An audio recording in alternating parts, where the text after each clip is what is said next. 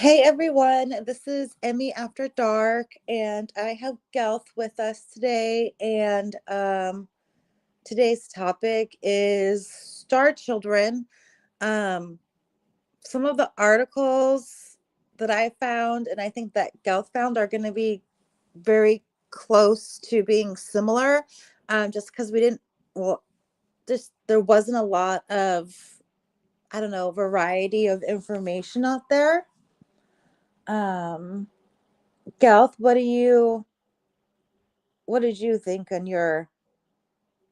Yeah, as I was saying backstage, there was a lot of interesting side quests to go down, like with the Warhammer 40K, the song. There's even like I went down and spent time. Um, Apparently, the Hopi Indians have a variation of the Star Children, but there's not much about that. But there's also things like to do with Star Children in mythology, which is different yet again. And yeah, there's multiple little like offshoots you could technically go down, but yeah, the stuff that we were looking for, there was definitely not much on it. Yeah, I found this article from galacticsouls.com. Um, says starseed children and indigo, crystal, and rainbow children. So I guess there's different um, types. So let me read this. It says, when we explore the multifaceted world of star seeds, our attention naturally gravitates towards the younger generation. Those special souls known as star seed children, along with indigo, crystal, and rainbow children. Each star seed child uh each star seed child group brings its unique energy, purpose, and challenges to our world, embodying potential that, if nurtured, can catalyze significant shifts in consciousness and societal structures. So starseed children are souls with origins from distant stars, galaxies, and dimensions, born into human form. They have always been around throughout the generations and carry with them the seeds of divine consciousness, wisdom from their star origins, and a profound sense of mission.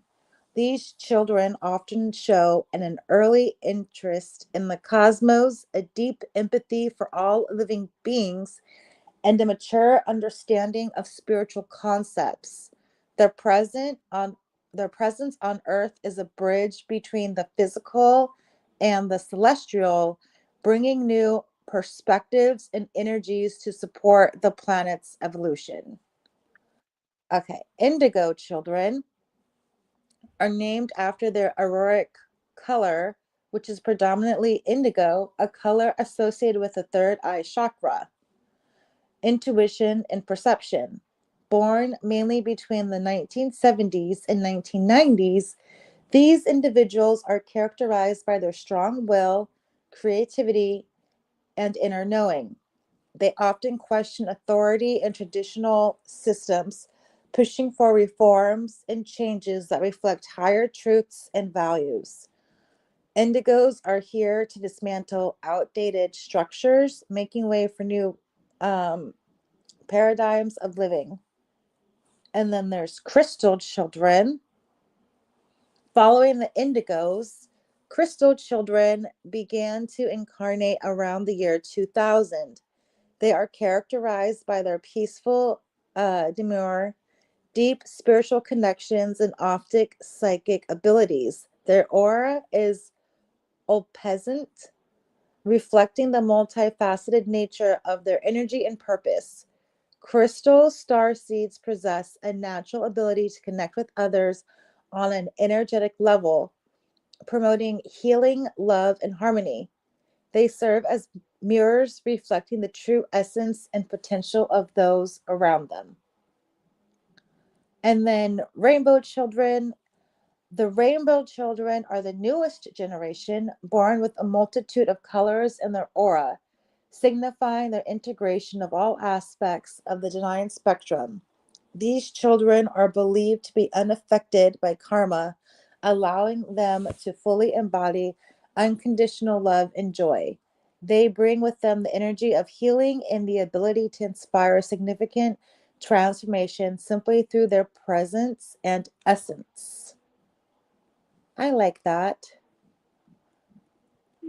It's not a bad take on it. No, Uh, it's not. I didn't know that there was multiple it's almost like a generational, it's like a generation thing, but for some reason it starts in the 1970s. I think because back in the 1970s, we were becoming more aware of more than just us. And I think back then they started to grasp the terminology that ultimately we are made of space. Um, I think that's kind of where it might have come out of existence. You know, like us being born of space, I think like each generation, more and more of the issues are becoming more dominant. Would be the term I'd use. So if you look at my generation, we had, like I was born in 1980, we just had the basics like ADHD and ADD. But you look at the next generation, they had those two plus a little bit more. I think um, more so at the tail end of the crystal children and more so into the rainbow children. You've got that open-ended where you've got all that different stuff on the autism spectrum where people are acting through different levels of consciousness and how they handle the world around them. Mm-hmm. That's kind of what I'm thinking, but it's also like we've never stopped evolving. And I'm just wondering now, because of all the changes with technology bringing, if this is just another step in the evolution starting to speed up. Oh, yeah, I guess that would be the next frontier. Hmm. That's like a good point. Um, that maybe we're just evolving, emotionally, spiritually, in those aspects, and maybe we don't really realize it. Like even I would even throw technology in there. Like I've seen 2-year-old kids that can do stuff with computers and like laptops and iPads and that far faster and far better than any generation or even kids only a few years older than them. So I'm wondering if that is also part of it as well. It's more ensuring that on more of a subconscious level, maybe. Mm-hmm. Yeah, I have here misdiagnoses, I guess. Indigo children can be misdiagnosed with like autism, ADHD, like you were talking about, and other mental health disorders, anxiety, depression. They can experience physical symptoms like headaches and digestive issues. Um, let's see what else. There's also diamond children. Diamond children, the newest generation, diamond children are believed to have begun arriving around 2008. Often described as visionaries, they are said to carry an innate ability to manifest their desires and shape reality. Their advanced psychic abilities and deep spiritual awareness, diamonds are seen as teachers and guides for humanity's next leap in consciousness, embodying clarity, truth, and a higher vibration of energy. That would go back to the how did I put it? A couple of weeks ago when we were talking about the with the subconscious, like how there's almost like a cell around the earth that's like higher human consciousness and people can tap into and out of that. I know I used a specific word for it, but I do apologize. My brain is mush right now. That's okay.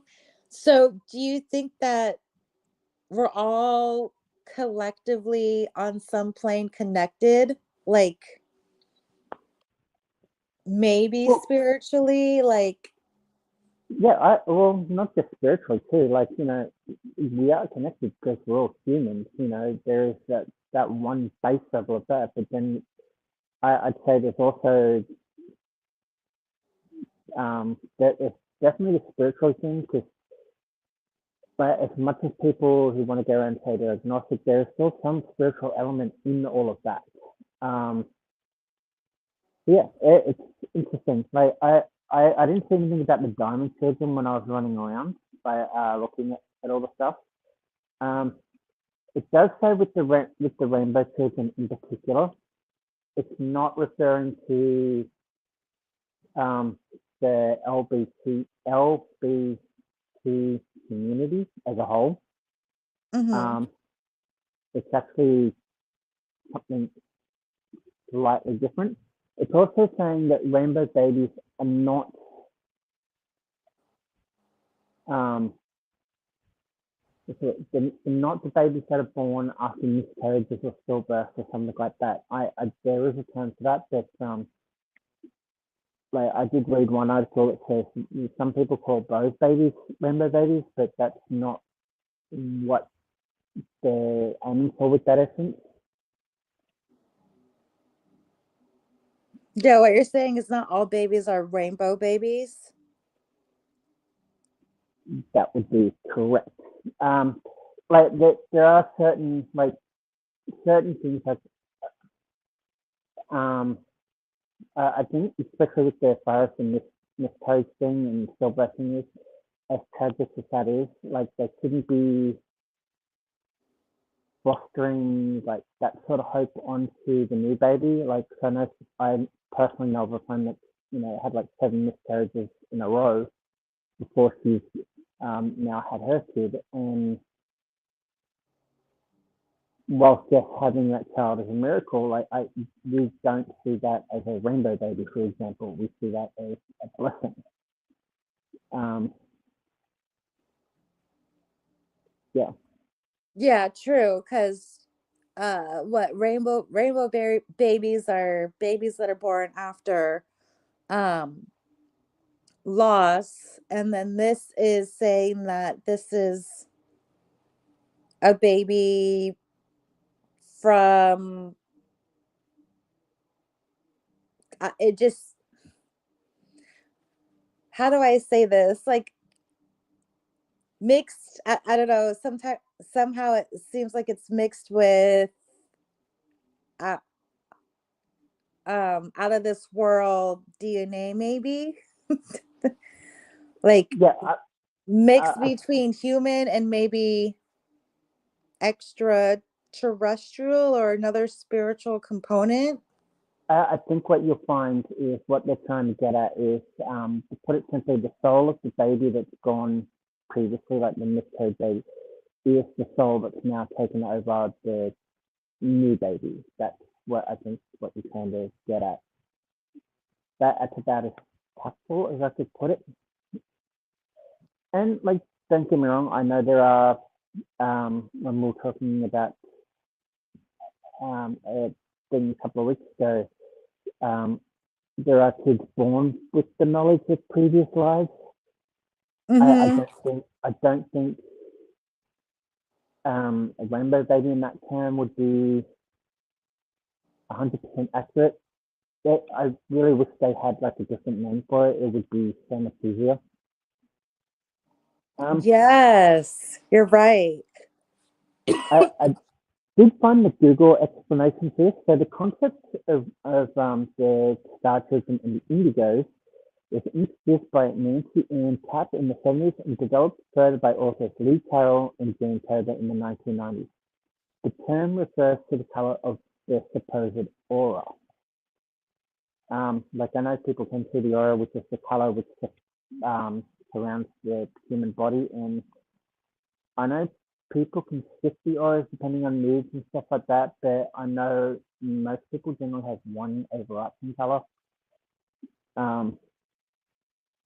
Some interpretations suggest they are here to break down outdated societal structures and pave the way for a more conscious world, which, with the way everything's pushing at the moment, we are heading in that direction, slowly but surely.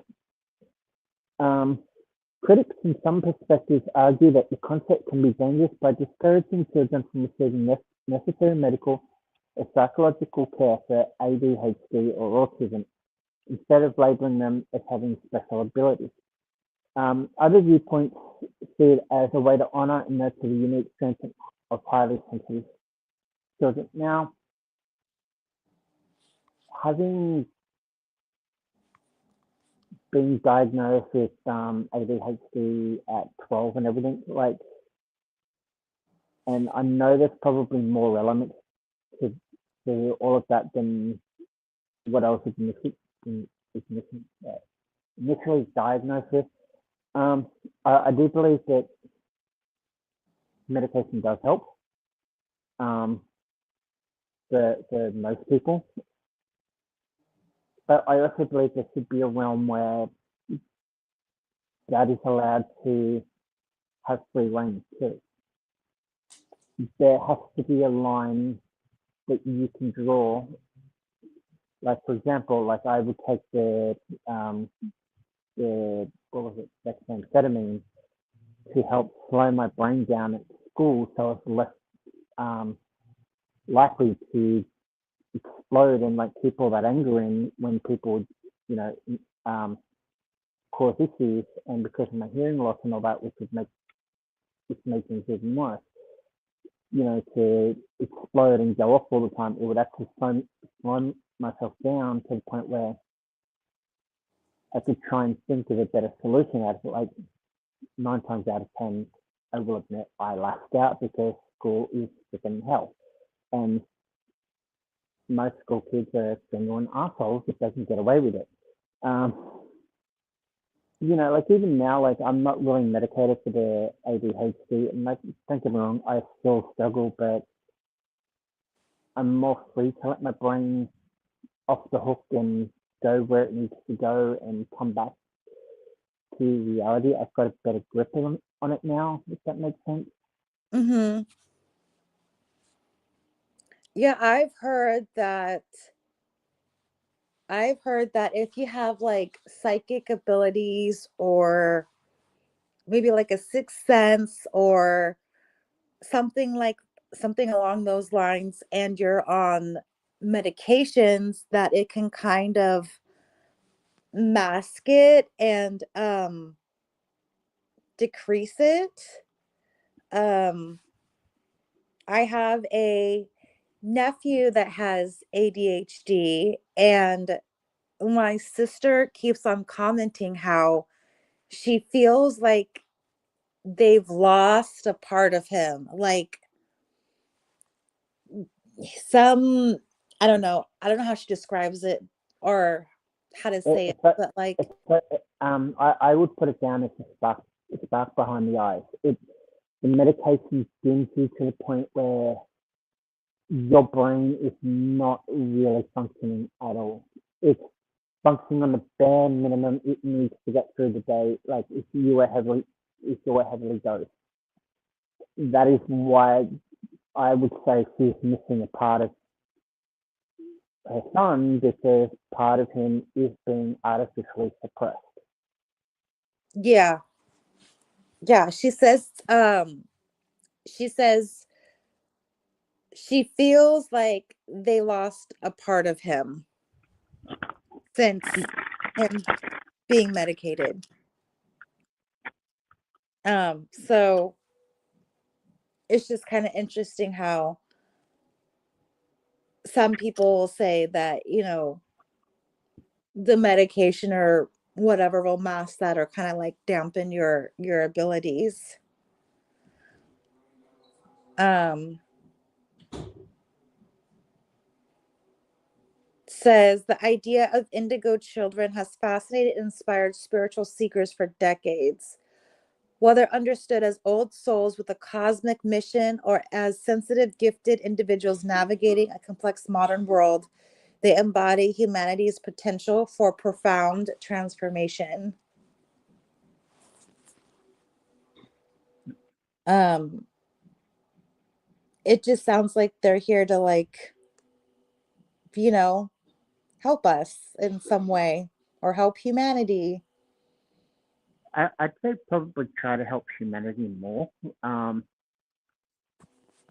but it'll be interesting to see how the current generation overcomes a lot of the hurdles that are being thrown in their direction, because when we grew up, like as a child of the 80s, we suffered karma for, bad acts and all that kind of stuff.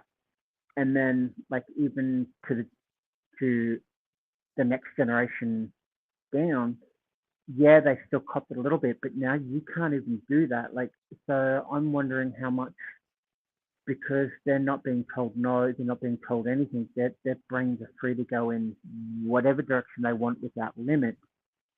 Um, I'm wondering how far they will actually take that, whether they will learn to rein it in, because, you do also have to act within humanity's rules and regulations, but it'll be very interesting to see how far out of the box they can take certain thinking and progress that further.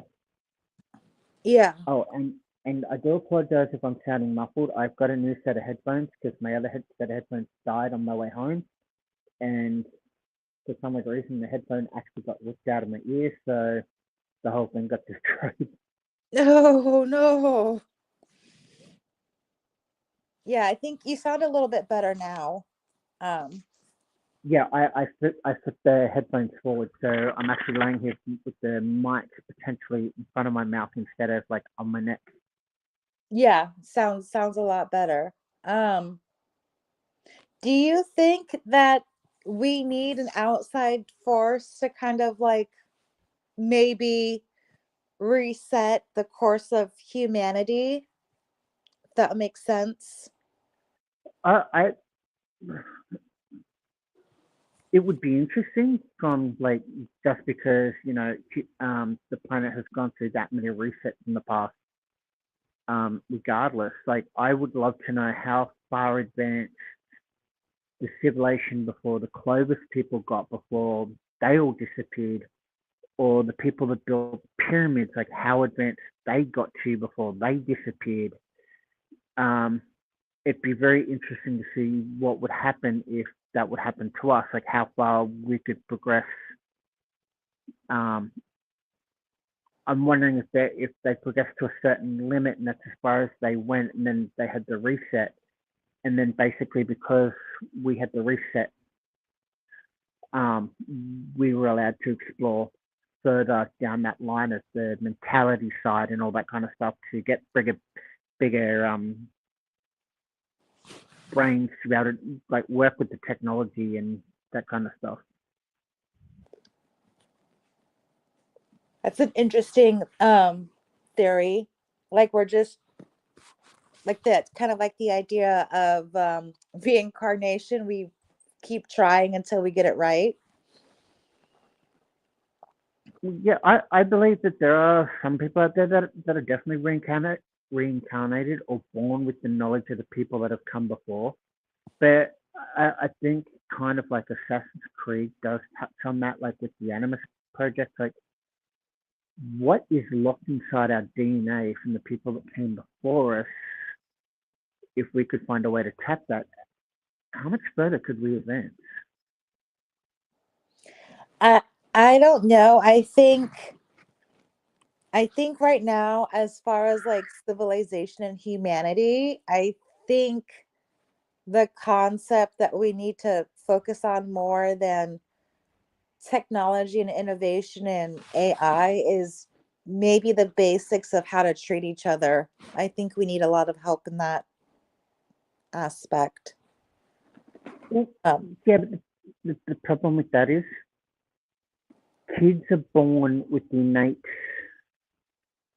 ability to get along with everybody and everything. Because they've done studies on that. They've put human babies and chimp babies together, and they will get along like they'll all play together and all that kind of stuff. It's we who are the older generation who are um,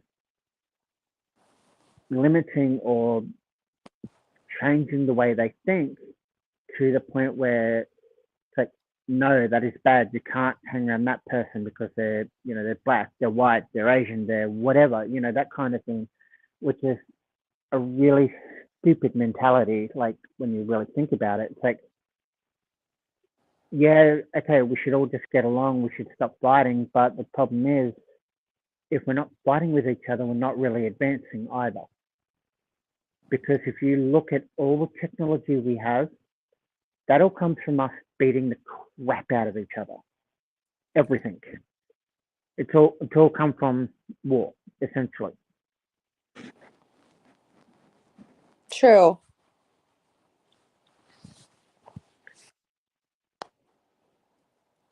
Very true. Yes, Khaleesi, we definitely need more humanity, but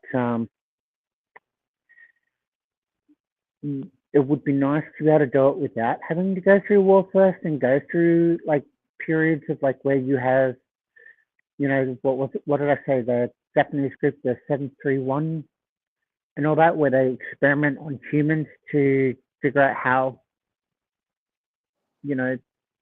things interact with people. People like, or have, I think they were working on like how snow and waterboarding and stuff like that. It'd be nice to work on things that would not do that. Yeah, it's good to have that knowledge, but yeah. Yeah. That World War II was not a good time. That, let me see. I was looking at,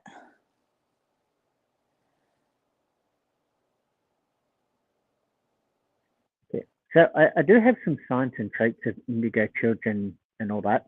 So with the indigo child signs and traits, that they do have core traits, which is spiritual inclined, a uh-huh. deep connection to a higher purpose and awareness, empathy and sensitivity. They feel the emotions of others strongly, sometimes too intensely. Um, I know with ADHD, it does feel like that. Like sometimes, like you can feel the energy coming off people, and it drives you up the wall because you can't handle it. Um, yes, we are very strong-willed. We're very independent. Naturally rebellious. They resist blind conformity and question unjust authority. Yeah, I have been in trouble at work for that one for questioning my boss too much when she oversteps her mark. Well, my old job anyway. But then again, she was a micromanaging bitch. So, creativity and intuition, artistic talents linked to intuitive abilities, dreams, or even clairvoyance. That would go down to what I said about a lot of people who had the dream of the Twin Towers, collapsing before it actually collapsed, like in the day or Mhm. two beforehand. Um, Justice driven, a deep need for fairness, often drawn on to activism or causes. Yeah, I as somebody who was that, I'm definitely very justice driven. One rule for all type thing. Um, Bond with the natural world, an affinity with animals, plants, and the earth itself. Yeah, like I live next to the ocean. Like even when I was on the Gold Coast, I would go to the bush because there's just something about being able to walk through bushland and just let everything release. Um, as for behavioral patterns, you've got agents of change, frequently advocating for social justice, environmental protection, and human rights. sense of not belonging, often feel different or isolated from peers. That one is definitely a big thing. I think with a lot of us, we definitely feel feel different. Whether or not we have other things that help reinforce that um, belief or delusion, whichever one you want to call it. Uh, I definitely call it a delusion for myself. Intense energy can be misdiagnosed with ADHD or autism or labeled as hyperactive. Many were placed on Ritalin in childhood. Yeah, Ritalin didn't work with me. I got the legal version of speed. Academic struggles difficult with rigid high school systems. Prefer um, experiential or creative learning. Definitely, I definitely would have preferred a more open plan study, which was good when you get into high school. Like here in Australia, like high school, you can choose what you want to learn. That was also better, but it was also restrictive as well because the high school I went to, I unfortunately shared a name with. And the fact that my mother went to that school was one of the first few students that went to that school and had a very bad rep. And my older brother was there, and yeah, I had a very bad rep at that school because of that. Um, I would have loved to have gone to a place where I was on my own, just go, okay, this is what you need to learn. I know there are schools around the world that do that, and I would love to see that happen more and more. Adventurous, loves exploring new places, ideas, and cultural experiences. I would definitely say that is a thing. Um, Physical traits. While less emphasis on personality, some believe indigo child physical traits include piercing or unusually intense eyes, a vibrant indigo aura, or higher energy or physical sensitivity to food, chemicals, and environment. Oh, I'm sensitive to food, chemicals, and environment. Yeah, I'm sensitive to certain smells, like for example, the smells that come from nail shops, that real overwhelming smell. Oh, That yeah.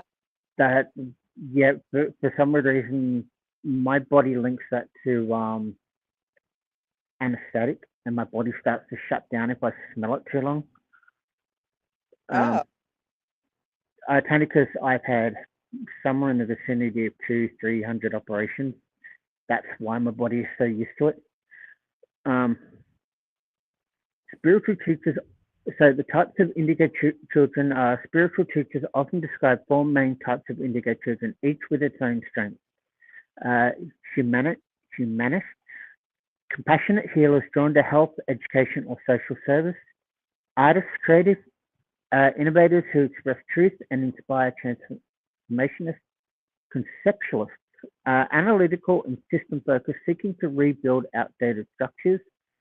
Interdimensionalist, spiritually advanced with profound psychic abilities, able to act as a bridge between the realms. And it says here, each of the Indigo children express the same mission, guiding humanity forward in different ways. The next thing is challenges and common issues of Indigo children. The very traits that make Indigos unique also present challenges, authority conflicts. Their rebellious independent spirit often creates tension with parents, teachers, or institutions. They are emotionally overwhelmed. Higher empathy can lead to anxiety, depression, or physical symptoms like headache or digestive issues. Misdiagnosis. Many indigo children have been labeled as autistic, ADHD, or dealing with other mental health conditions. Isolation. The sense of being different can result in loneliness or feeling misunderstood. Um, so it says how to identify an indigo children. Recognize an indigo child involves observing both behavior and energy. Signs include questioning rules and refusing to accept because I said so as an answer. Please tell me I'm not the only one that gets driven up the wall by that. I hate that freaking answer. Drives me nuts. Deep empathy, often sensing what others feel without being told. A strong sense of purpose and conviction they are meant for something more. Interest in humanitarian causes, spirituality, or natural world from an early age. Um, then it has like indigo, crystal, rainbow, and diamond children differences. So it says many of the New Age community view indigo, crystal, rainbow, and diamond children as part of an ongoing spiritual evolution. Each generation is said to embody distinct traits, energies, and missions that reflect humanity's gradual awakening. Indigo children. The first wave. Indigo children emerged in greater numbers in the 1970s, known for being strong-willed, independent, and often rebellious. They are considered spiritual warriors whose purpose is to break down outdated systems. Their questioning of authority, passion for justice, and drive to challenge hypocrisy set the stage for the generations that follow. Crystal children. The next wave of crystal children began appearing in the 1990s. In contrast to the fiery indigo energy, crystals are more described as gentle, peaceful, and deeply connected to love and healing, with large expressive eyes and calm auras. They are thought to embody harmony and compassion, often bringing balance to the families and communities destabilized by indigo intensity. Rainbow children. Born primarily after 2000, rainbow children are often described as joyful, adaptable, highly creative. Their energy is light and vibrant. They are said to be natural forgivers, unafraid to love unconditionally. Rainbows are often demonstrate a playful spirit with strong intuitive abilities and an openness to the natural world. They act as bridges between past generations and future possibility, embodying resilience and optimism. Diamond children. The newest generation, diamond children are believed to have begun arising around 2008. Notice the time frames are getting smaller and smaller. Often described as visionaries, they are said to carry an innate ability to manifest their desires and shape reality. With advanced psychic abilities and deep spiritual awareness, diamonds are seen as teachers and guides for humanity's next leap in consciousness, embodying clarity, truth, and the higher vibration of energy. So, yeah.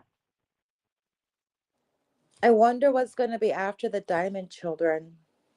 No, it does say here, indigo children are still being born through newer generations. So, obviously, the older style generation is still there, but the newer generation is slowly taking over.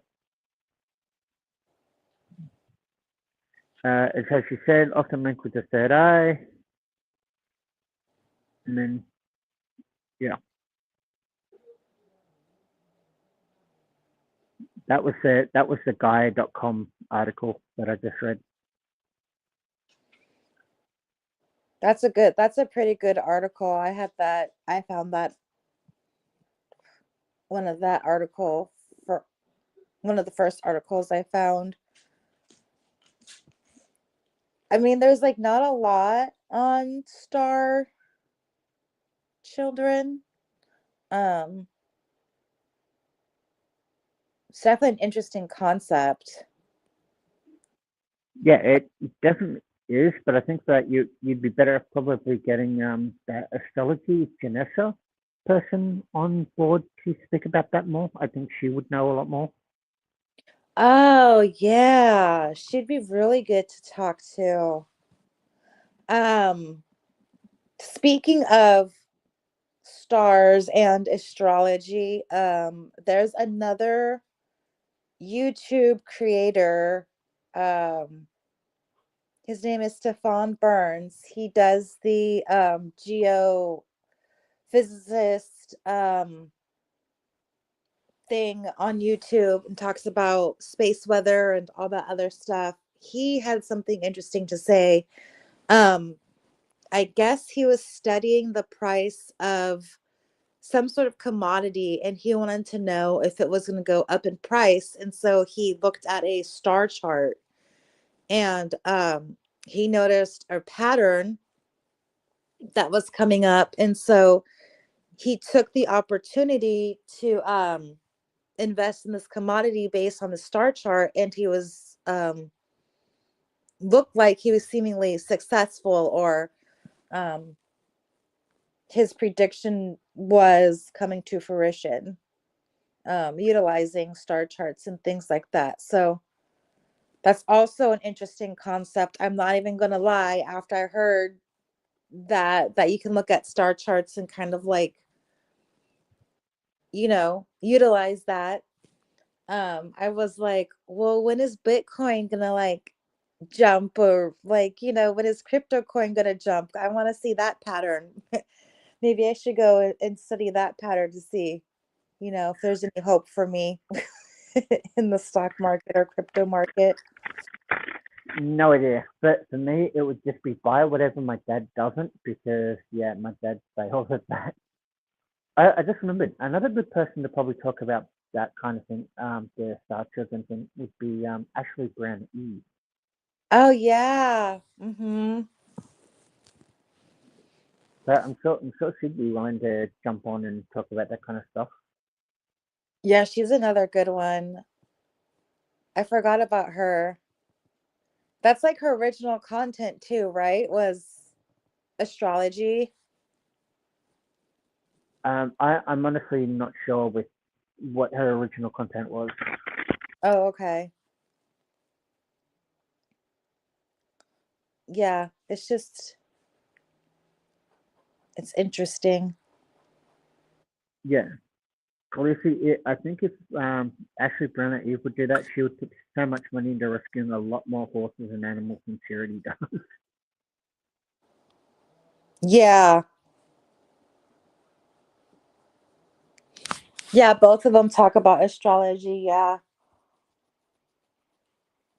And she would be one, I would think, a star child. Just like her whole personality. You know who also I think is who could be a star child? Um Justin Baldoni. What do you think about him being a star child? um, he'd be more like an indigo child, I think. Or an Not the indigo indigo, child? the one after that, the crap. I just finished reading it. You think I'd remember it? But as I said, my brain is smashed. The one after it, he wouldn't be the indigo child. But maybe like because reading through a lot of what that they were, he does show a lot of those traits, which is Mm-hmm. kind of interesting. Yeah. Almost like all of them. Yeah, Justin Baldoni is just a different human being, in my opinion. Um, Yeah, I think it's also because of the way that Baha'i faith is set up. Like they are very open and calm with a lot of things. uh-huh. I think that would help him because, as you said, he relies on his religion with a lot of stuff. And if your religion is like very open, calm, then that's the traits you're going to follow. Mm-hmm. Yeah. I mean, Justin Baldoni and Jamie Heath and Steve Sarwitz, for that matter, have shown a level of patience and understanding and empathy on a level that I think we rarely see in other people. Um, Especially the consistency, I will say, of personalities, between court and public, or private and public. Um, yeah, Justin Baldoni would probably check all of the boxes for being a star seed child or indigo or one of those categories. Um, and maybe he is here to show us, you know, some hope and some light on things to have a better path forward. Because otherwise, we would just go down in hate and demise and, take each other out. Maybe that's Yeah, the path we're on. um, it was a crystal child. Um,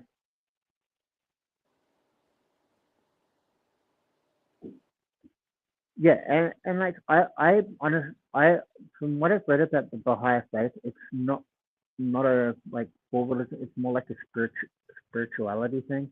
I Hmm. did just read where is it?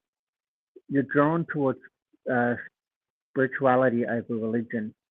You know, to you, spirituality is falling in love with the message, and the religion is loving the messenger. So that That's a kind of beautiful sounds. way to put it. Mm, That's a really beautiful way to put it. yeah, and by the way he's acted and the way he has addressed a lot of things, that's the way he definitely comes across with his faith. So, which is why I'm very annoyed that they were sitting there making fun of it and calling it a cult when there are a lot of religions out there that are technically cults. We've actually had a couple here in Australia be labelled as cults. It's like, well, them trying to think of the best of themselves and the people around them, that is not cultish behavior. That is far from it. Which would which would make me wonder if that comes up in court. I wonder if they can be done for religious discrimination. That's what I have been kind of thinking since the beginning, since they've brought up some of the spiritual or religious aspects, if that is part of their not liking him. Um, Well, the fact that they kept referring to him as a cult and making that really bad when they're talking to who was it, uh, Matt Damon's Gaines. wife. Yeah. Yeah, it's like, well, that alone should get them a massive slap on the wrist and made to pay a made to pay a substantial fine. Yeah. And if you look at Penn Badgley, he shares the same faith as Justin Baldoni. And Blake Lively isn't calling her ex-boyfriend's faith a cult. So why is she calling Justin Baldoni's, But the issue is, was Penn part of the Baha'i faith when they were dating and he was back in Gossip Girl, or was it something he came across later and converted? Yeah, he came across later. I think he converted in 2015 or 2016. But he did it publicly. He wasn't shy about it. He did a number of interviews on it. Oh, Then it, then it makes me wonder why Blake would even want to work with Justin, and knowing that her ex has gone over to this other religion and everything. Like, surely that would be just another reason to say no to the project, like any sane person would if they were having doubts. yeah. Well, I just think that maybe in the beginning, because he talked about circumcision, they just said, "Oh, this is an easy way to hold things against him." And maybe they thought they could have a running tally of a hostile work environment, and maybe that's what they were originally going for. I don't Yeah, know. they can't, but they technically can't bring that up in court because that happened months before filming even began and has nothing to do with filming. You Yeah. can't bring that up and use that. It's like, well, it's like what the judge said. You can't use the other people's stories if you want to use. I think that one as well. It's like, well, that didn't happen that happened even before she signed the contract, or didn't sign the contract, I should say. Then that has no relevance to the court case. Therefore, she'll get told to shut the fuck up over it, basically. Yeah. But they did it. I mean, they held on to that like all the way to Deadpool and Nice Pool. I mean, they held on to a lot of, I think, their feelings or events or something. Mm. Like, I'm just hoping that when this does go to court, Lyman will sit there and let, when Blake gets on the fence, Lyman will sit there and shut his mouth and let whoever's examining her, like, I would love for it to basically be like the Jack Nicholson in A Few Good Men and really ramp the pressure up and get to the point where he will snap under that. Hmm. Yeah, I don't think it'll take much to have Blake Lively snap under stressful conditions. But the thing is, they need to get rid of, because I think it was, um, they need to keep Amber out of the courtroom. They need to keep anyone involved in the case out of the courtroom. They need to keep her mother and her sister out of the courtroom as well because they were also playing around in the background. So Yeah, all her main support witnesses that can technically sit there need to be outside because Ryan will be trying to find a way to feed her information to um, go up against, But it would be good to see.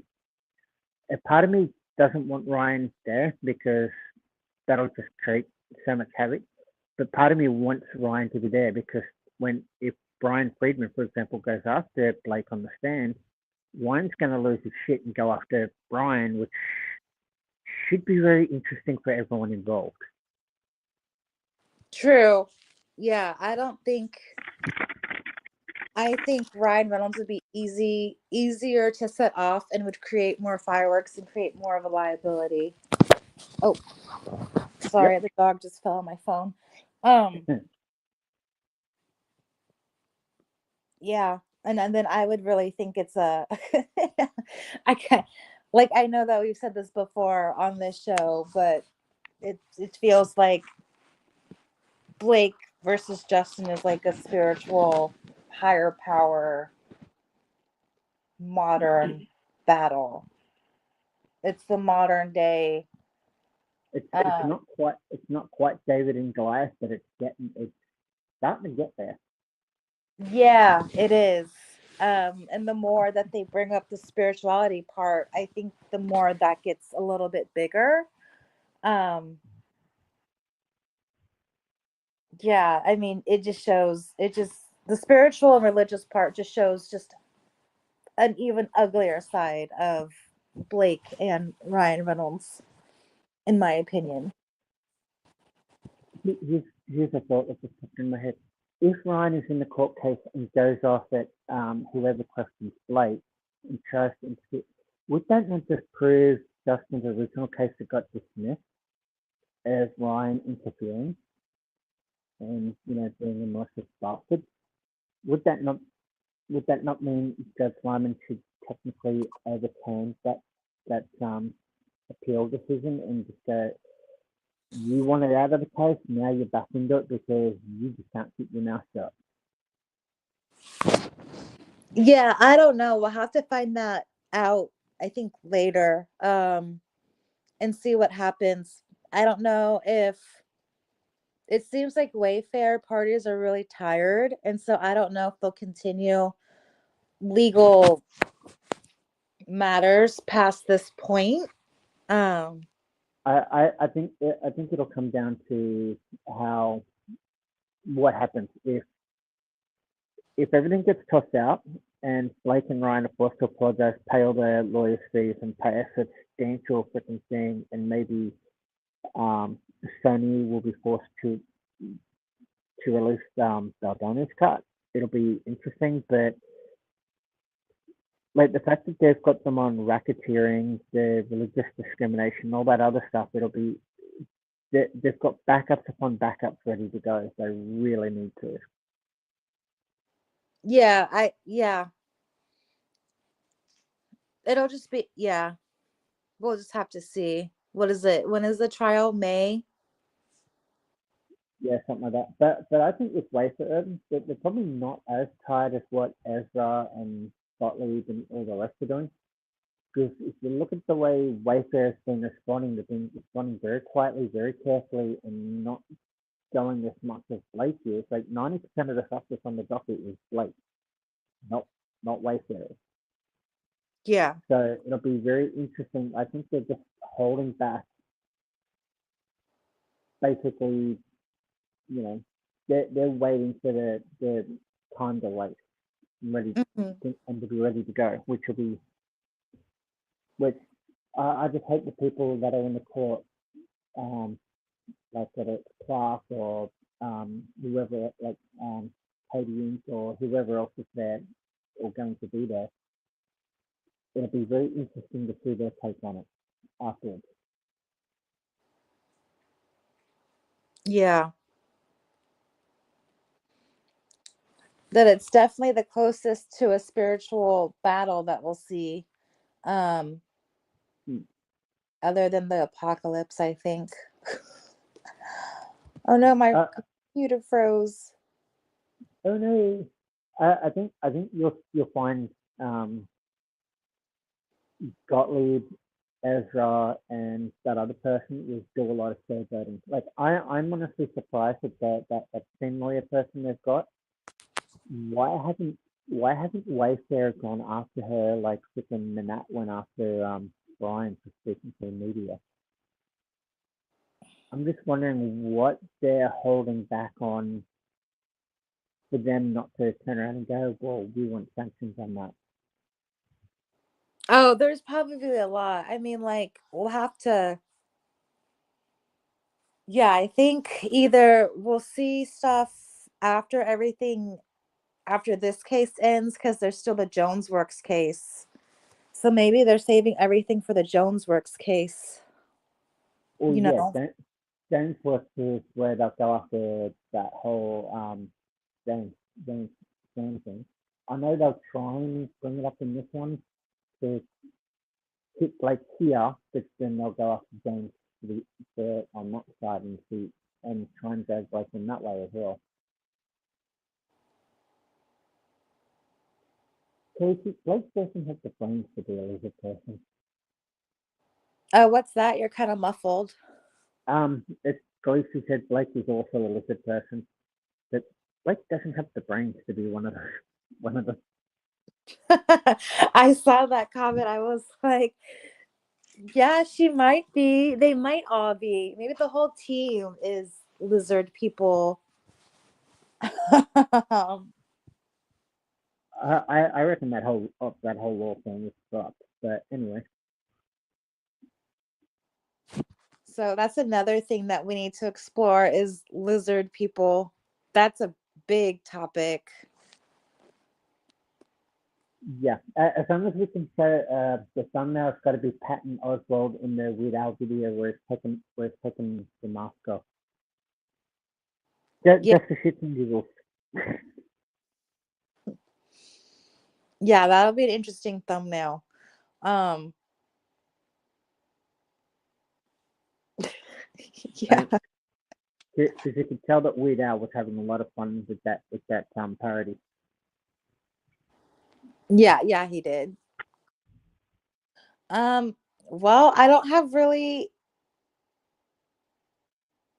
anything else for this Child That, thing. that that's why I said today's one's going to be fairly quick because there's not much on it. Yeah, I might do a little bit more digging, but it's just interesting. Especially since it starts at like 1970s, like why isn't there like an older form of Star Children? There probably is, but it only became more prevalent during the 1970s. Yeah. Ooh, hold on. Indigo Wave 1, the vibrational frequency is around 4 to 4.6 hertz. The sixth chakra is well developed. They were born from the 1940s. They are the beings who came with the desire to change the world, to bring new things, great ideas, and radical I just, but sometimes also a little blue cloud. It's the whole hippie movement, for example. I'd also like love to see the one that came before that though.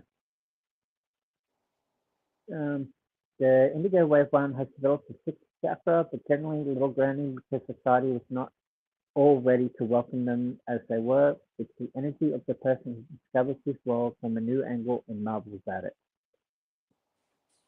Um, Often Indigo Wave 1 wants to change everything at once in a radical dash. Um, He's gone to India to learn treatment techniques or be inspired by great yogis. Indigo Wave 1 often look for a master who can guide them on the way. They lack the confidence most of the time, which prevents them from fully living their dreams. Um, Indigo Wave 2, their vibrational frequency is 4.7 to 5.3 hertz. These were the children born from the 1960s. Um, so let's go down to Children of Indigo. the children of Yeah. the atom. Indigo Wave 3 is their vibration frequency is 5.4 to 5.9 hertz. These were the children born from the 1980s and are the most famous the Indigo children. Of course, we're the ones flourishing at the moment because we're in the palm of our freaking lives. Children of the atom. That's what Khaleesi said. Oh, it's Yeah, it's um, yeah. I'm just reading this. This is from lightcenter.com. What are the Indigo children and how to recognize the signs in yourselves and others? I'm pretty sure I sent you that link. yeah. I'm trying to get into it.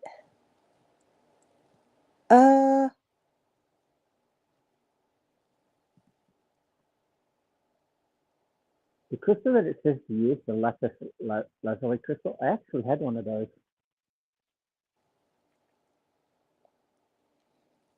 See. It had like a little witch attached to it.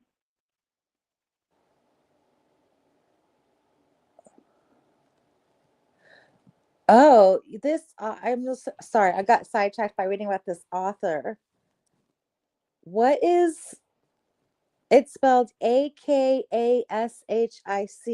Records. Have you heard of that? Akashic Records? Nope. Akashic? Nope. Ooh, there might be something new I've never heard about.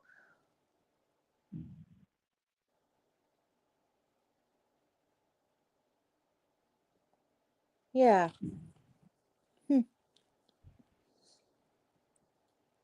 Well, Yeah. there's a rabbit hole for us to further go down. I wonder if I can wondering if I could go like ask like a psychic if like they can come on here and explain this better to us, like the star Maybe. children and whatnot. Maybe. I, I just suggested reach out to Janessa and Ashley Brown Eve and see if they'll come on and do a thing with you. That'll Yeah, be interesting. yeah, that'll be very interesting. That I will do that tonight. Um, did you want to talk about lizard people tomorrow? Yeah, if you want to talk about lizard people or Khaleesi, do you have a suggestion? Yeah, Khaleesi, what do you got? There's always a psychic on the corner house. You know, that's really true. And I've always wanted to stop and like go in and be like, are you like legit? Like, can you like give me a quick reading? But I never do because it's someone's like house. So I don't I'm want to be like, you know, I, I'm like that with the fortune tellers. It's like, well, if you told yourself the fortune for today, you'd realize that I wasn't coming in anyway, so screw you. so Khaleesi says, can't wait for what you guys want to say. We could do lizard people. That's a new interesting Wait, what? um, The lizard people are always in buffers, Fleecy? What the hell? why are they always the lizard people? Okay, that's going to be my top search question then, Fleecy. You know that, right? And if it turns out to be some sort of weird fetish porn, I'm going to smack you. On that note, Yeah, my head's just got those weird images in my head now. Thanks, Felicity. Like, yeah. psychic. The psychic. Um, no idea as to why they're all in a bathroom. Yeah, I've never met a psychic in a bathrobe, um but anyways, tomorrow's topic, I guess we'll just do the lizard people um and see how that goes. I'll be on probably between 10 and 10:30. The little one is having a harder time getting to bed now. Um just because he wants to cuddle. That's fine. Yeah, whenever I'm easy. So 10 to 1, I'll have to search through, like, avoid a lot of Doctor Who stuff when I search for Lizardman stuff tomorrow. Khaleesi says she's only met psychics in bathrobes. Lucy, I don't want to know where you've been going to see that, but yeah. Yeah, you'll have to tell us about that. Like, send us some stories. Email me some stories. I would love to hear that. All right. I'm gonna get off here, and yeah, tomorrow will be lizard people. Should be fun. No problem. And thank you very much for hosting yet again. And I shall see you tomorrow. All right. Thanks, Gal. Thanks for coming on. Thanks, Khaleesi, for sticking out with us. And thank you, everybody, for tuning in. We'll see you tomorrow. Bye. Bye.